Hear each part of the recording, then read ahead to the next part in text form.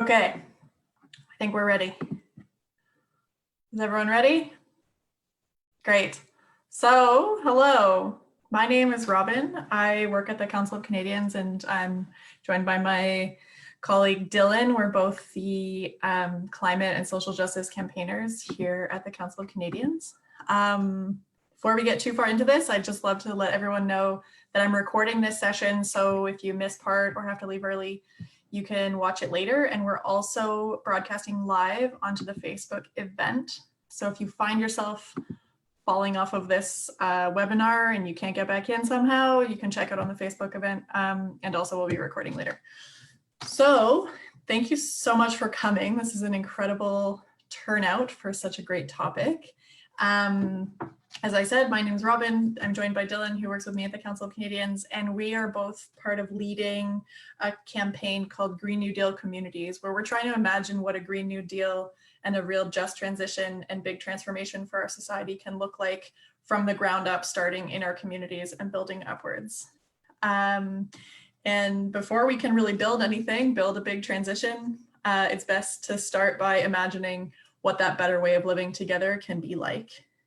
When we were planning this session, the five of us here, we talked a lot about imagination and the need to be able to imagine different ways of being together and organizing our society that are different from the profit-driven model that is so common these days. And it's so common that it's sometimes difficult to imagine something else, but imagine we must. So we came to find ourselves hosting this webinar because Margot here, one of the other panelists, is from the Fredericton chapter of the Council of Canadians, and we were trying to plan how we can move forward the idea of a local Green New Deal in Fredericton, and we were really inspired by the work that George does with CUPW, the Canadian Postal Workers, or Union of Postal Workers, and their campaign called Delivering Community Power that he's going to tell you all about. And we were also really inspired by the work of Green Jobs Oshawa, which Rebecca will speak to a bit more soon. And we had planned actually to host an in-person event in March, but as everyone knows, everything has been canceled so that we can stay home and stay safe. So we turned to our trusty friend, internet, so that we could keep this going. Who's that? Do we have a secret mystery panelist, Dylan? That's me too. Oh, I can let Dylan deal with that. Cool. So we came to this event because we wanted to have some in-person discussion about how to build a Green New Deal, starting in Fredericton specifically and building up. But since we can take this online, we're so happy to invite everyone here from across the country to participate in this conversation about imagining concrete ways that we can start transforming our society towards something much more sustainable, just, fair, and caring. So what is a Green New Deal anyway? A lot of people are talking about this idea and using a lot of different words, but to us, we're talking about a big transition and transformation of the way that our society works so that we can put people and the planet before the needs of profit-seeking companies, and so that we can build a world that's based on sustainability and dignity and caring for each other. Clearly, the COVID crisis is changing the landscape of what it means to do this organizing and to make this transformation real. And so at this moment, we're seeing obviously huge major public investments coming from federal and provincial governments to help, wow, we're having some technical times here, it's great.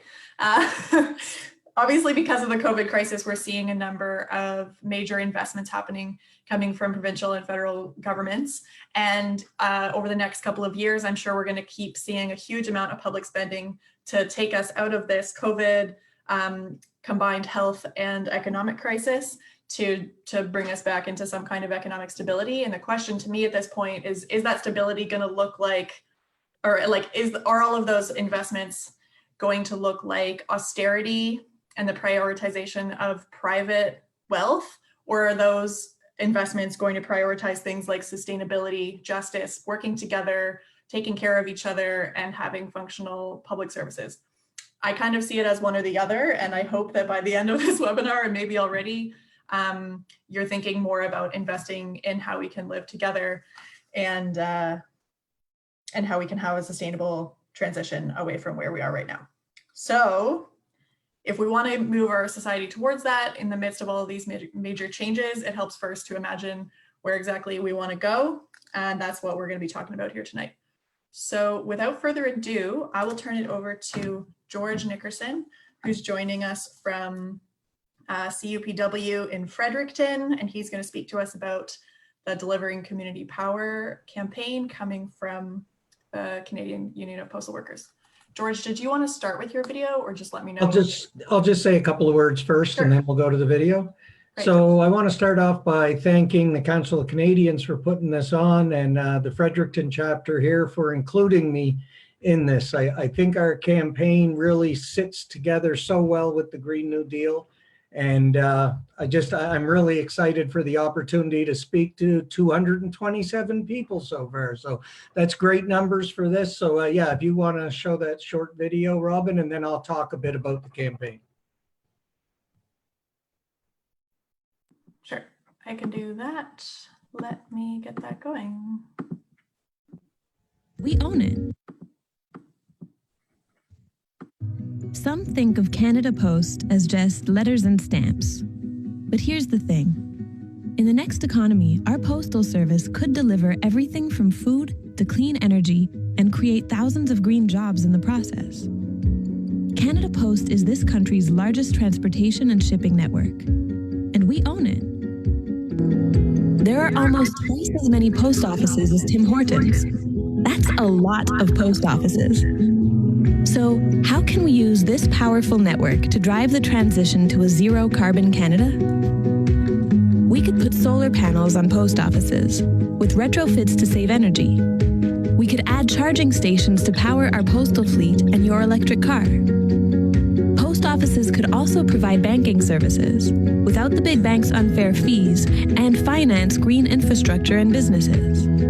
We could build a fleet of electric postal vehicles built by unionized workers here in Canada. The Postal Service could deliver affordable food to remote communities in the north and support digital innovation across the country. With expanded door-to-door service, postal workers could coordinate with other care services and check in on people who sign up, helping us to live in our homes for longer as we age. We are ready to leap to a green economy based on caring for the earth and each other. A revitalized postal service can deliver it. From coast to coast to coast, support for this vision is growing fast. Visit deliveringcommunitypower.ca to join us, add your ideas, and get involved. And share this.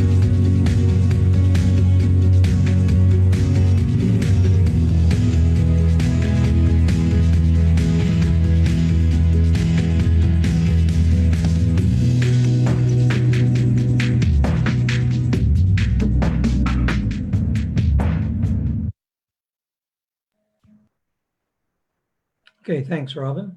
So one of the first things when we first made that video that really jumped out at me was the fact that there are twice as many post offices in the country as there are Tim Hortons. And I think we see enough Tim Hortons to realize that's a lot of post offices and a lot of places that people can go that are located in every community, and becomes kind of the meeting place for the community and becomes that hub where all kinds of things can happen. And the other big thing out of that I think we have to remember is that we own it. Canada Post is owned by us, Canadians. And I think, I truly believe that we should have a say in how things are done. What we've seen at Canada Post is usually the government appoints some people for the board of directors and they become those government's puppets. Like they always tell us that, no, Canada Post is at arm's length from the government. But when we try to negotiate a new contract, they legislate us back to work and won't let us use what strengths that we have. So I think it's easy to see that we're not getting our say that we should have. So just briefly, if you going through the video, they talked about solar panels on post offices, all those 6,000 something post offices, doing retrofits. A lot of the post offices in the country are really old buildings, like they've been around a long time. So these retrofits have to happen anyway. So why don't we do them right instead of just falling into them same old traps? Charging stations located at post offices. It's probably one of the biggest drawbacks to electric vehicles right now are charging stations, because they're just not, they're only in major centers for the most part. And, so what this does, this puts charging stations everywhere. In the smallest little communities, you'd have a charging station for electric vehicles, which only could promote the sale of those more and the more use of those. And of course, also converting Canada Post's fleet itself, which is pretty massive, and turning them all to electric vehicles. Built in Canada, which Rebecca is going to speak about a little bit later on. And of course, a few other things, postal banking. Postal banking is something that it's been out there even longer than the delivering community power. It became a part of delivering community power, and it's something we've talked about up until 1969, I believe it was. There was a postal bank in Canada. And what it does is it gets rid of those ridiculous fees that the banks are charging. One of the numbers I saw recently was that the big banks brought in over $1 billion in overdraft fees. I think it was in 2018, I think those numbers are for. So they took $1 billion from people who obviously don't have any money because they're overdrawn. So they've that's one thing that we could hopefully avoid. And also the big influx of predatory lenders lately. People that don't have a bank account, they end up going to these money marts or cash monies or whatever. There's a whole bunch of them out there now. And they're having to give up 20, 30% of their check just to get the cash from it. So I think we all know that's just not fair, right? Also, they talked about delivering affordable food to the north. That's a program that we used to have at Canada Post. And it's something that really helped out with, the remoteness of these communities up there. I think we've all seen on the internet at some point a pineapple for $58 in the Yukon, and things like that. So that program that we had with the Northern Food was a really good for up there. And one of the biggest ones of this is expanding the door-to-door delivery, which if any of you who's followed any of the Canada Post, in 2013, they decided to get rid of door-to-door delivery. And thankfully, we managed to put a campaign together and managed to save door-to-door, but we want to even expand it and expand the services that are offered. For example, check-ins on seniors, right? If people have signed up for that. I know my parents, they're both in their 80s, and I would certainly like to know that somebody was just checking in on them because they're about 7 hours away from me here. So I just think that is such a good campaign and something that could be done. So our campaign, it takes on three major issues at the same time, which is really good. It broadens out who it affects and who would be interested in it. So it takes on environmental issues, obviously, but also economic and social issues. And that's so important. If you want to build community around, then you want to make sure that you're including as many people as you can. So how does it work for New Brunswick? Now, that's what actually Margot asked me to talk about here was what can we do in New Brunswick in the Fredericton area? So one thing that could work in New Brunswick, I believe, is the postal banking. Another one, back when I first got involved with this, right at the same time, Scotiabank pulled their branch out of Doketown, which is here near Fredericton. And so people now, they're driving over an hour to get to a branch of their bank. And people say, well, do online banking. Well, some people don't like that, right? And there's just, that we should be able to have that human contact going on sometimes. And I really would hope that this is something that could really balloon into the smaller communities. And a lot of First Nations communities have no banks. And what they have is they have the cash store or those types of things, right? So it's just not fair. In no way I can think that it is. And I do remember when a few years ago now, probably, I heard on the radio just driving down the road, and they said that the Royal Bank had lost $1.1 billion. And I thought, what? that can't be right. So I did a little investigating into it. And what it actually was instead of them making $4.5 billion, they only made $3.4 billion on that one. So I guess it just depends on how you put it out there. So theirs would be a big boost in New Brunswick, I think, because I know there's lots of communities around here that don't have a physical bank to go to. We could, here in New Brunswick, expanding door to door and having the seniors check-ins and those types of things. We have a very aged population in New Brunswick, and we need to take care of them. And this is just one, and it's a little thing that we could do, but it's something that we could work out with other agencies and that, and just make sure that people are checking in on everybody. And that, of course, would allow our seniors to stay in their homes longer, which is something that we promote all the time. People want to stay in their homes. So here's one thing that could help move that along. For New Brunswick, jobs.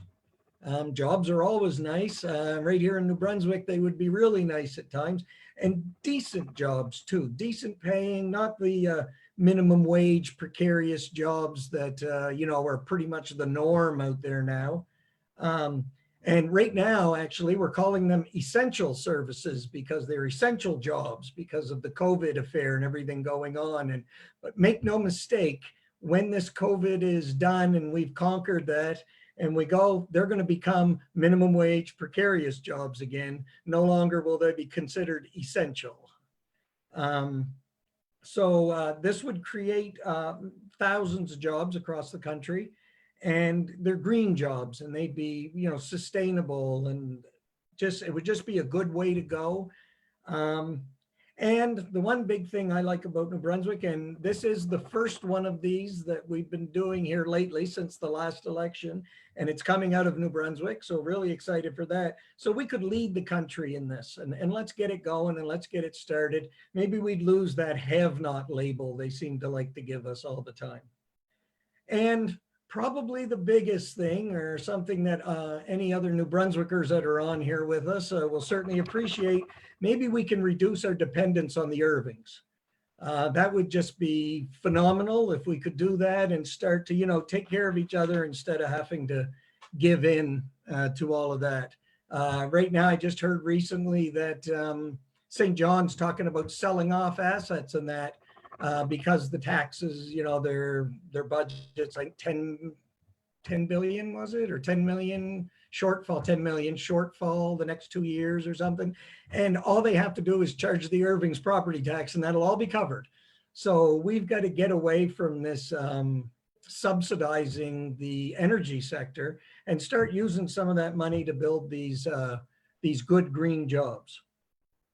So, yeah, and actually, just to add to that, so when this COVID is over, and we're going to be rebuilding the economy, and they're going to be, the governments are going to be getting together and trying to see how to do it. And we want delivering community power to be at the front of their minds when they're coming up with this, when they're trying to rebuild the economy. And let's rebuild it so it's sustainable instead of just so that we can give more money to the oil and gas sector, which seems to be the government's way to go about things. So what can we do? And there's obviously lots of things we can do, but the biggest one that I can think of is just talk about it. The most important thing we can do is talk about it. Talk about it with your neighbors, with your coworkers, friends. Just talk about it and get people thinking, and that we don't need oil and gas. We still need it now, I guess, because we've built our entire setup on it. So we got to work our way off of it. And this would be a way that we could do that for sure. I wish we could just throw it away tomorrow, and maybe we will at some point, but I think it's going to take some work. And I think our campaign will be a good part of that. You can write your MP, write your MLA, write your mayor, your councilors, and use the post office. Mail them a letter and tell them that, this is what we want to see. And I've been doing this for a while, and I've had quite a few MLAs say to me, well, that's a federal thing. Well, yeah, but if all the provinces are saying do it, federal pretty much has to. So that's something that we've got to look at and make sure they realize that they do play a role in this as politicians, and they can promote this. And that's right from the councillor on your city council all the way up to the Prime Minister of Canada. Some other things we can do is we can attend town halls and council meetings. I know we have had quite a few town halls over the time, like right across the country. Back a few years ago, this kind of got put on the back burner while we were in negotiations and a whole bunch of other things. So we're trying to get it back out there now.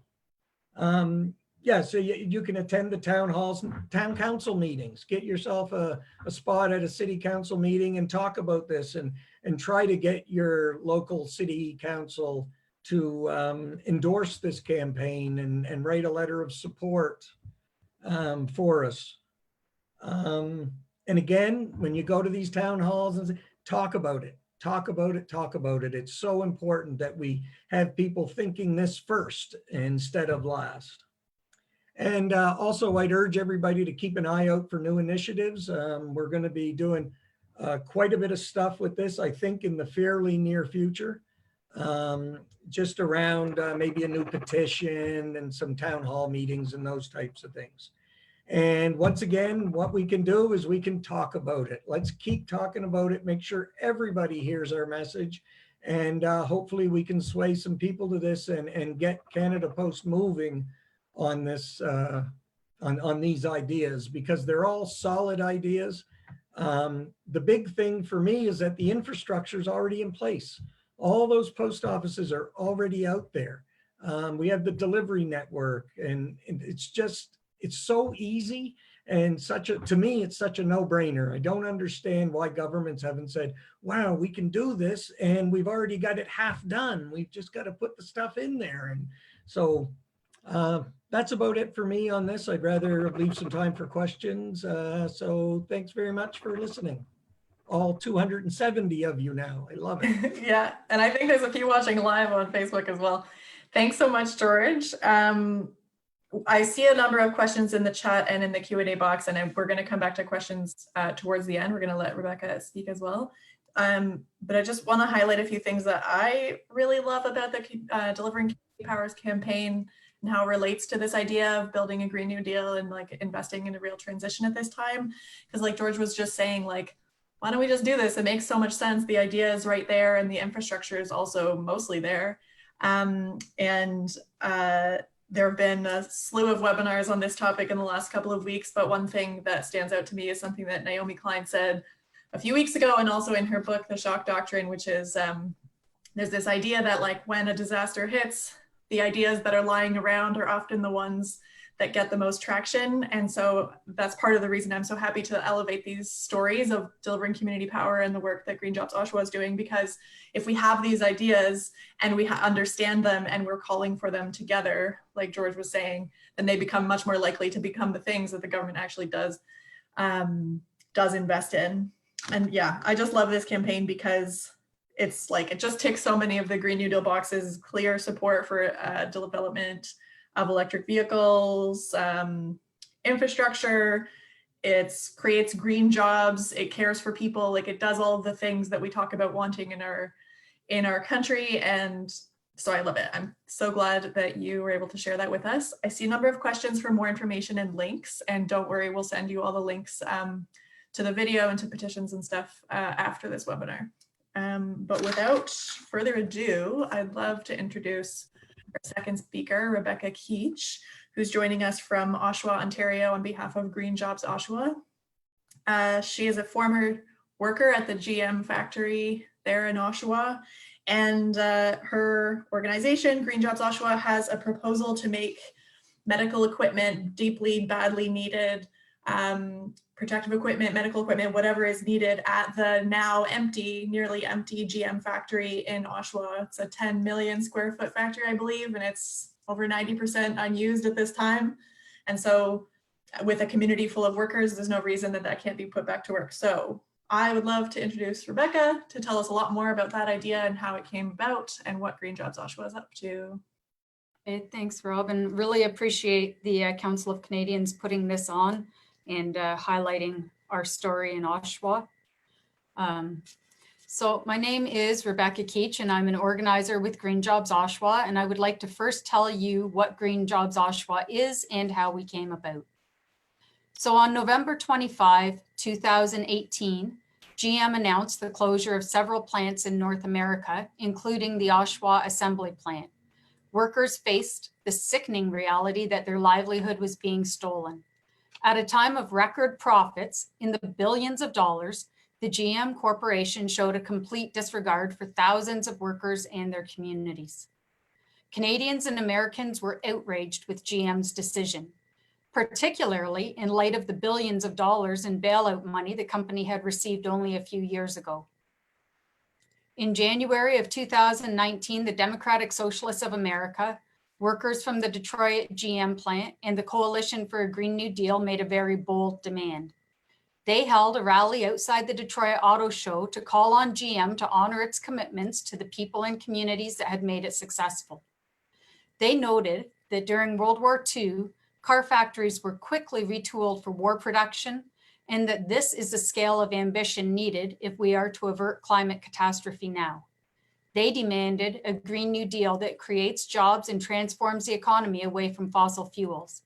If GM wouldn't keep plants open, then they should be seized via eminent domain and put to public use to contribute to the building of a green transportation system. I'm proud to say that the retired workers of Local 222 paid for a bus, and about 20 people from Oshawa attended that rally and were very inspired. Around the same time, as many in Oshawa were dealing with the frustration and anger of the closure announcement, the Local 222 Retirees Chapter, the General Membership, and the GM Unit Membership, and the Durham Region Labour Council passed motions calling for the nationalization of the GM Oshawa Assembly Plant and for it to be put under democratic community control. A forum was held in Oshawa in April to discuss nationalization and public ownership. This also included a presentation by former Cup W President Mike Palasek on their campaign Delivering Community Power. Green Jobs Oshawa formalized shortly thereafter. Green Jobs Oshawa is a coalition of workers, environmentalists, academics, and community members. We recognized in the midst of a climate crisis requiring immediate action and a community facing massive job loss and disruption, the need for a bold idea: bring the plant under democratic control through government ownership and build battery electric vehicles or other products that meet social need instead of corporate greed. As workers and activists, we know that the only way to win is to fight. Articulating a vision that is bold and transformative is one of the most crucial and difficult components of the fight. This was the mission statement the Green Jobs Oshawa came up with. Green Jobs Oshawa refuses to accept the massive loss of jobs and almost complete closure of the GM Oshawa facility. We demand that government intervene now and use public ownership to save jobs, protect manufacturing capacity, and to kickstart the transition to a green economy. GM's plans mean the loss of over 5,000 jobs of workers currently directly employed by the production of cars and trucks, and only 300 will remain doing stamping and related parts work. Over 90% of the complex, with all that technology, robots, and machinery related to vehicle assembly, will be idled, removed, or bulldozed. There is a better option. The Oshawa facility has the tools and equipment to produce socially beneficial products. We must stop the decay in Canada's manufacturing base, which harms all working people, our children, grandchildren, and our community. We must fight to keep good jobs in our community for the future. The climate crisis demands that governments at all levels accelerate the transition from gas-powered vehicles to electric. This will create a demand for electric post-office vans and hydro vehicles, for public transit vehicles, and eventually for electric equipment and vehicles in construction, mining, and agriculture. What brings us together is a determination to link all of the above by converting the Oshawa facility to a center for the production of fleets of electric vehicles. We want to build those vehicles. We want to contribute to Canada's future productive potential. We want to contribute to saving the planet. We know this won't happen by leaving it to private corporations, which always put private profit ahead of public need. It will require governments to look at the social benefits, jobs, the environment, and the country's future productive capacity, and use public ownership to repurpose the Oshawa complex. Waiting for things to improve is no longer an alternative. It's a good part of how we got into this mess. We demand action now for green jobs in Oshawa. Green Jobs Oshawa had a preliminary feasibility study prepared by Russ Christensen, the president of Rhythm Communications. He has a Queen's Commerce degree and Masters of Industrial Relations from the University of Toronto. He has spent the past 30 years working with hundreds of communities, cooperative enterprises, unions, environmental organizations, and private businesses to clarify their goals, devise workable strategies, and build new enterprises. The preliminary feasibility study, which can be found at greenjobsoshawa.ca, was based on a triple bottom line. It was based on social, environmental, and economic benefits.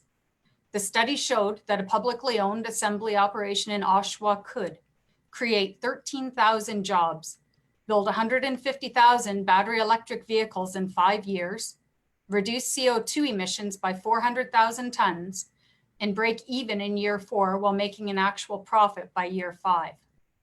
This was a concrete example of a project that could be used as the engine of a workers' Green New Deal. And this was a vision that resonated with many. The foundation of this vision is that there is an approaching crisis which requires decisive and bold action on a scale that must be mandated by government. Individuals cannot do this alone. We must recognize that decisions based on corporate profits are not in the best interests of workers, communities, or society. We believe that manufacturing capacity must be protected so that we are able to respond quickly and effectively to any challenges. We believe that not only must we recognize essential workers, but that there is also essential manufacturing that is necessary for the sustainability of our future. However, that manufacturing should not be done for profit, which is why we are promoting a publicly owned Crown corporation that could use principles of democratic planning and production based on societal need. We shouldn't have corporations trying to make a greedy dollar off our backs when we are in a crisis. And then the COVID-19 crisis came. And unsurprisingly, the foundations of our call for government intervention at the GM Oshawa facility became even more relevant and urgent as Canadians quickly became aware of how unprepared we were for this pandemic. So Green Jobs Oshawa has raised our voice to call on the Prime Minister and the Premier of Ontario to immediately order the production of essential medical equipment and supplies at the Oshawa GM complex and related part supplier facilities. This should be the first step towards establishing a publicly owned manufacturing center that could supply strategically necessary goods in time of crisis. The Premier of Ontario has noted the importance of production in Canada as global supply chains break. And Chrystia Freeland, Deputy Prime Minister, has said it is really a wild west when it comes to buying medical supplies right now. Medical supply shipments have been delayed, smaller than anticipated, and in some cases missing entirely. Everyone is aware of the chilling effect and continuing threat Donald Trump has had on supplies coming in from the States. Just 2 days ago, our Prime Minister reported 2 cargo planes returned from China empty, without the shipments of desperately needed medical supplies. He explained that we have been fighting in a very competitive international environment where everyone is looking for PPE. It doesn't need to be this way. Canadian auto and parts manufacturers are uniquely suited to assist in the crisis.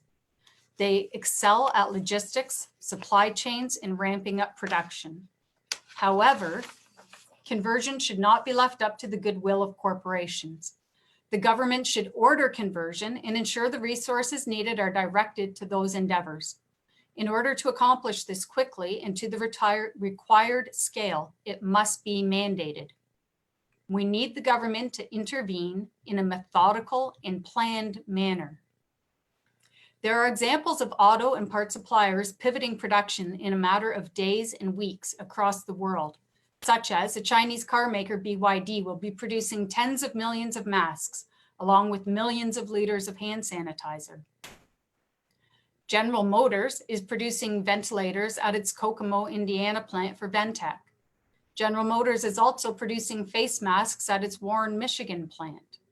Ford has partnered with GE Healthcare and Aeron Corp to produce ventilators at its Rawsonville components plant. However, we know production in another country does not guarantee our needs will be met here at this time. It is commendable that Ford Canada is producing face masks at its Windsor, Ontario plant, and Linamar, Magna, Martin Rea, and ABC Technologies are working to build ventilators. And we are also grateful to others that have started conversion. However, we must demand this production is immediately scaled up by the Canadian government and that GM is called to assist. It is not enough to ask companies to volunteer conversion in manufacturing. This is a worldwide crisis requiring immediate, strong, and bold leadership. There are millions of square feet of underutilized manufacturing capacity at the Oshawa complex and surrounding closed supplier units. There is an underutilized workforce of thousands in the Oshawa and Durham area, thanks to GM ceasing auto production in Oshawa. Ontario has a very skilled, educated workforce that can rise to this challenge if we could only put social need before any corporate interest. We don't need hospital workers, long-term care workers, transit drivers, grocery and food supply workers, and every other person this country has now recognized as essential to be heroes, risking their life every day at work to help others. We need them to be able to confidently and safely go to work, knowing that they have the proper personal protective equipment to keep them safe and their families safe. We need to be clear that the need for PPE and medical equipment will not end in a month or two. This is a worldwide pandemic that will continue in waves until a vaccine can be discovered, manufactured, and distributed. It is also clear that this is not the only crisis we will find ourselves in if we do not take immediate action on the climate as well. Public ownership by itself is not a cure-all solution, but public ownership provides an opportunity to serve the needs of the greater good in a manner that provides democratic control, long-term planning around need instead of profit, battling gross inequality and tackling the climate crisis. The only way to take advantage of this opportunity is to organize. Organize workers, community members, technical experts, environmentalists, and every person that wants a better tomorrow. Canadians know that healthcare and other vital services must be public, not run for private profit. Protecting manufacturing and transforming our economy to sustainable energy are just as important and cannot be left to corporate decision makers. The ideas that Green Jobs Oshawa is putting forward make sense, and the demand is clear. We must start the manufacturing of necessary medical equipment immediately. We should make use of Oshawa to be able to securely source vitally necessary medical and other products for the future. We can also use a publicly owned manufacturing hub in Oshawa to prepare for the looming climate crisis. The lack of preparation for this pandemic is a stark warning that a Green New Deal must be launched now. This isn't just about Oshawa. This is about coming up with solutions. This is about thinking differently and bigger. We must do better. Thank you. Thank you. That was fantastic. I love hearing about about Green Jobs Oshawa and the whole history of it and how you've pivoted so quickly from your original plan to something so needed and emergent in Canada and across the world. And I love also that this isn't like your ideas aren't just about the green part. It's not just about the electric vehicles and making products that we need to transition to a sustainable economy, but it's also about challenging that corporate power that keeps us from doing that in the first place. And so I love that you've centered the idea of nationalizing the factory and having democratic public control over it as a fundamental piece of this plan, because I do believe, as after years trying to fight for climate action, I've really learned that the corporate power within our society and over our governments and the profit-driven business model that rules all businesses, really, or almost all businesses, I should say, that is part of the core problem. It's not only a problem of greenhouse gas emissions and unsustainable production and consumption, but it's also about this lack of democratic power for people like all of us to participate in decision making that we know needs to happen and could have happened a long time ago. So I just love hearing this story because I think it's so inspiring to see a group of people and a group of workers really take on those systems of power really directly. So thank you. I'm seeing tons of questions coming in. I just want to turn it to Margot for a few minutes, who's going to try to bring us back into the idea of starting from where we are and working at a local context. So Margot, did you want to say a few words about that? You're muted, Margot. You've got to unmute yourself first.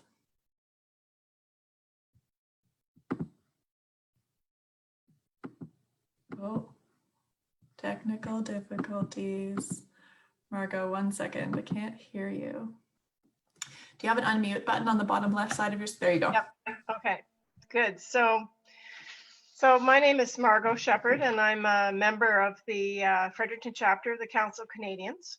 And we're one of maybe 50 such chapters across Canada that are set up under the Council of Canadians. And we have about between 15 and 16 members who meet monthly. And our focus for the last year and a bit has been the climate crisis and, to a lesser extent, the Green New Deal. As Robin said, we had organized an in-person workshop for March, which was canceled. But thanks to this technology, we're able to regroup. And I'm so grateful for our two presenters who are on tonight. Thank you so much for your presentations. They were really good. So to me and our chapter, the big lessons of the last few weeks and from our presentations tonight are that what was previously unimaginable is now imaginable. And think about it, you know, last week or this week, oil has been trading at negative price per barrel. The government is dangerously close to implementing universal basic income for all Canadians. And just this week, the governments of Poland and Denmark announced that there would be no COVID-related bailouts to corporations in their countries who are registered in offshore tax havens. So we can do this too. And at this point in our evolution, anything is possible, and we just have to recognize that we have the power to make it so. So in terms of Fredericton and New Brunswick and making progress on the Green New Deal, what will we carry forward from this experience? I guess I have 2 points I want to make, and one is that as we come out of the pandemic, the corporations are going to try and gloss over all of the cracks and weaknesses that have been exposed in all of our programs. We have to be nimble and prepared to counter this at every turn over the coming years. And as somebody on the radio said today, that we're going to be the corporations are going to be trying to gaslight us into thinking that we should go back to what our normal was. And we have to be really ready and willing to resist this. And so the second thing is that we can't try to replicate in a Green New Deal our current unsustainable consumer-driven system, and thinking that we can just power our comeback with clean energy, clean tech, and all that. So in other words, we just can't substitute one form of industrialization with another. And we have to scale everything down to start living at a more human scale and in greater harmony with our planet and those with whom we share it. So the presentations tonight are great examples of thinking outside the box. We need more of them. We need to champion them, as George said, at the local level, like our chapter's doing. And we hope to have more webinars like this to keep the conversation going and feature some examples of Green New Deals at the local level as we go forward. So I just want to say that our chapter email is cfcfredericton@gmail.com. And we're also on Facebook. So look us up, and we'd love to hear from you. So Robin, I'll turn it back to you for Q&A. Thanks so much. Yeah, so as Margot was saying, the working at the Council of Canadians chapter locally in Fredericton, though I know a lot of folks from on this webinar are from across the country. So if you're looking for ways to get involved in this kind of work in your community, please, we'll be in touch with you and send some resources, including all the links that folks here have talked about, as well as a toolkit that we've made for our Green New Deal Communities campaign, which is really focused on building that local base of people who are connected and invested in the same or similar ideas of transformation and Green New Deal, so that we can build power at a local level to see changes like the ones we're seeing described here in the places where we live. So I've seen a ton of questions come in. I'm just working with Dylan to figure out how to kind of coalesce them. So there's quite a number of questions, but I'm seeing a few themes. So maybe I'll try to pull them together, and then our panelists can try to answer as they feel called to. A lot of people are really interested, George, in how ready Canada Post's infrastructure is for this kind of change. Like, are there any post offices with solar panels or renewable energy systems already? And what does it mean that so many of the postal offices are like in Shoppers Drug Marts or other stores like that? Okay, so to my knowledge, there's none of the Canada Post owned facilities that have started to retrofit with solar panels and that type of stuff. But a lot of post offices in the small communities are people's homes. So I wouldn't be surprised at all if some of those have actually done that within their own. But as far as Canada Post itself, no. And it's something that we're pushing. We've actually made it part of our negotiations with them. We put it in some of the points in the Delivering Community Power campaign are included in the list of demands that we were negotiating with them. At the time, we don't know now. It's been sent to arbitration. Arbitrator will have a decision. We'll find out if anything gets moved forward with this. But again, I mentioned it earlier that we have to be ready when they decide to start rebuilding these economies, and we need the governments thinking about these types of ideas. And as for the post offices and the Shoppers Drug Marts and that, it's something we've fought against for many, many years because they're privatized outlets. That again, the money doesn't go to Canada Post, so it doesn't get reinvested in services and that type of stuff. So yeah, if you can avoid the Shoppers Drug Mart, Lawton's Drugs, whatever, avoid those post offices and go to your corporate retail outlets that you will find. Awesome, thank you. Speaking of Green Jobs Oshawa, Rebecca, folks are interested to know what has gone on so far in terms of government response, how people can help. And then while you're talking, maybe you can also answer, are there any examples of democratically run factories or companies like what you're describing in Canada or elsewhere that you'd like to point to as an example?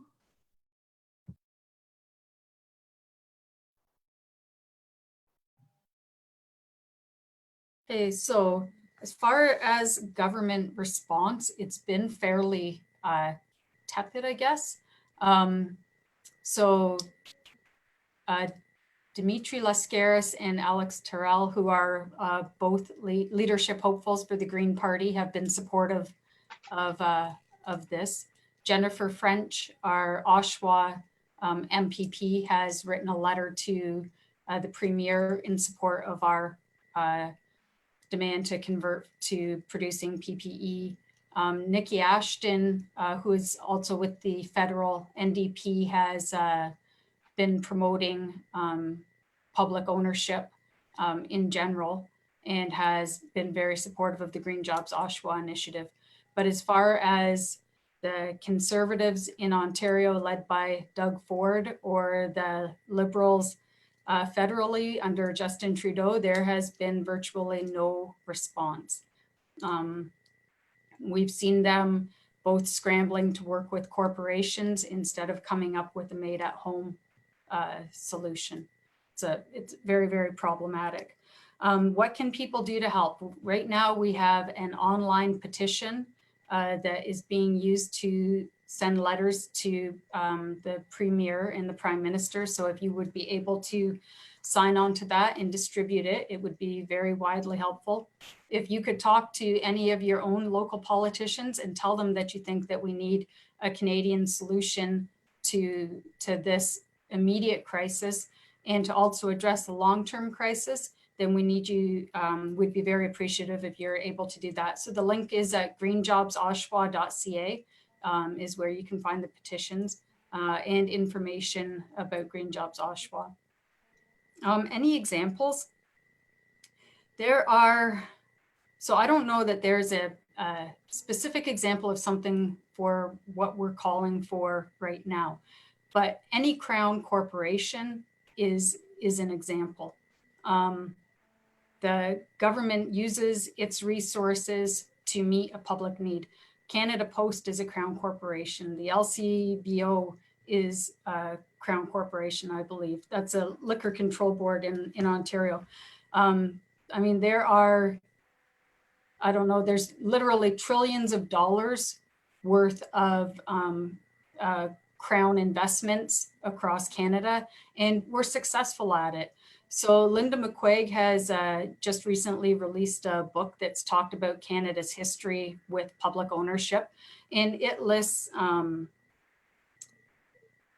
company after company. We know that there's been other companies that have been nationalized in their time of need and then privatized again after they got onto their feet and became profitable. So public ownership and Crown corporations is something that Canada does well and has a successful history with. Thanks.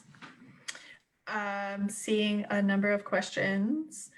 One person was asking, maybe this is a question I can answer and others can jump into. One person was asking, how does NAFTA, the North American Free Trade Agreement, impact the way that Canada can engage in deals like this of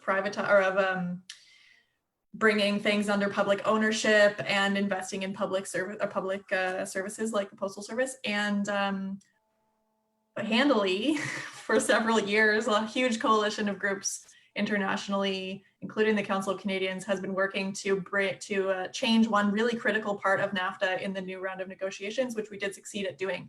And that was called the ISDS, the Investor State Dispute Settlement System. So that was the really nasty part of NAFTA that enabled American companies, for example, to sue Canada as a whole for enabling regulation and legislation that prevented them from investing and reaping profits from Canada. It was a bit more complicated than that, but that's the gist of it. It was really the whole ISDS part of the original NAFTA was very, very detrimental to our ability to have democratic control over things that happen in Canada. And so now that that clause is gone, not that NAFTA is perfect, the new NAFTA is perfect by any means, but that does give us a huge leg up in democratizing pieces of our society and our economy. So that's a huge boost. I don't know if any of the speakers have anything to add to the NAFTA question.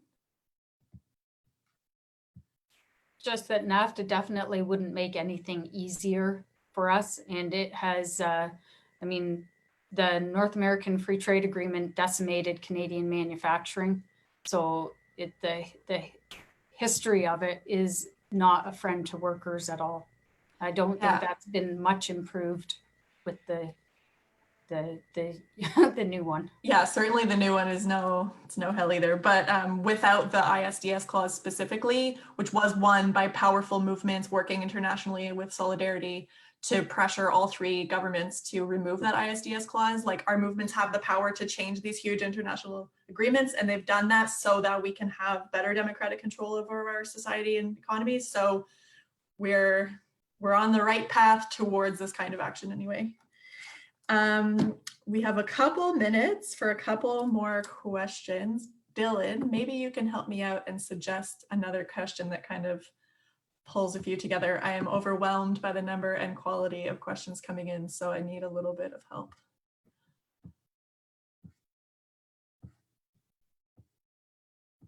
Maybe Sure, and thanks everyone for your patience. There are quite a few questions here, and we really appreciate everyone's patience and engagement. I guess one good one might be around the GM plant and the delivering community power initiative. There's a question around how much governments would have to provide for restarting the plant, and what the ongoing operating costs were, as well as in comparison to the costs of not restarting it, in terms of the benefits of what's being proposed to be made in the plant instead. I'm not sure if folks have any insights into what the stats on any of that might be, but that was the question. So I don't have specifics to that. We know that from an average person's perspective, that it would be very expensive. There would be millions, tens of millions, or hundreds of millions of dollars. But I mean, when we look at what are the contracts right now that we're paying for PPE, what are the costs associated with the price gouging and price wars that are going on for that? What is the cost in human life by not having our healthcare and frontline workers wearing the proper protective equipment so that they don't get sick, so that they don't bring it to their families? What's the cost of not being able to have our economy up and running because we can't have workers safely at work? So I think when we're balancing this out under these circumstances, that the costs of not taking action within Canada are going to be far outweighed by just staying on the status quo. If you're interested in more specifics about what we had that was in the preliminary feasibility study for retooling for electric vehicles, then there is the feasibility study is online at greenjobs.ca. There's a short summary and I think the 69-page full report, if anybody's interested in that. Thanks so much. The question that I was saving for last, there's some variation, a number of questions coming in basically asking how can people get involved in work like this, and how can you connect with any of the people here on the panel to help move these ideas forward and build your own strategies for local Green New Deal related work in your own communities. I have one suggestion. In a follow-up email after this, we'll send you all kinds of links and stuff. And one of the pieces we'll send you is our Green New Deal Communities Kit. And it's a toolkit with the goal of helping you and your community to organize together to set clear goals about what kind of local Green New Deal related change you want to see in your community, and plan for how to get there, how to build the power to actually accomplish that wherever you are. In the context of COVID, this could end the dissolution of our current economy. We're clearly, through this conversation, we've recognized that like there are opportunities now that we didn't expect to have in rebuilding. Of course, it comes at a huge cost, and we're seeing the real cost of this private sector model, private profit model. But as that's being uncovered, and many more people are coming to realize and recognize that this kind of profit-based society is not the one that is sustainable for us in the future, or even now, there's a big opportunity for us to take this moment to become organized and to build beyond that. And so I'll send you this toolkit that will help you get started in imagining either how to connect to organizing that's already happening in your community, or how to start up the kind of organizing and campaigning that you want to see. We'll also send you the links that folks have talked about. So the video that George shared, the petition and information that Rebecca talked about, and links to Council of Canadians chapters. If there's one in your region or area, you can get involved with them and try to connect in on some community organizing. I hope that answers some of the question about how to stay up to date and involved in this kind of action. And I'll also give a couple of plugs that, like Margot was saying, there's going to be a few more webinars that are focused specifically on organizing in Fredericton and New Brunswick. And then as a national organization, the council will continue to host conversations like this one, imagining different pieces of the Green New Deal. We're working on one about housing coming up in a few weeks.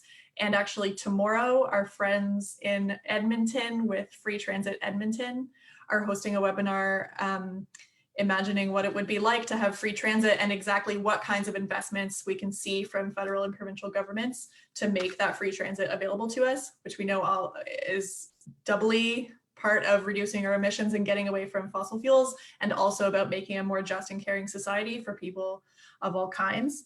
So we'll send all of this information to you, and please feel free to be in touch with us if you have any questions or ideas or anything lingering that you'd love to talk about.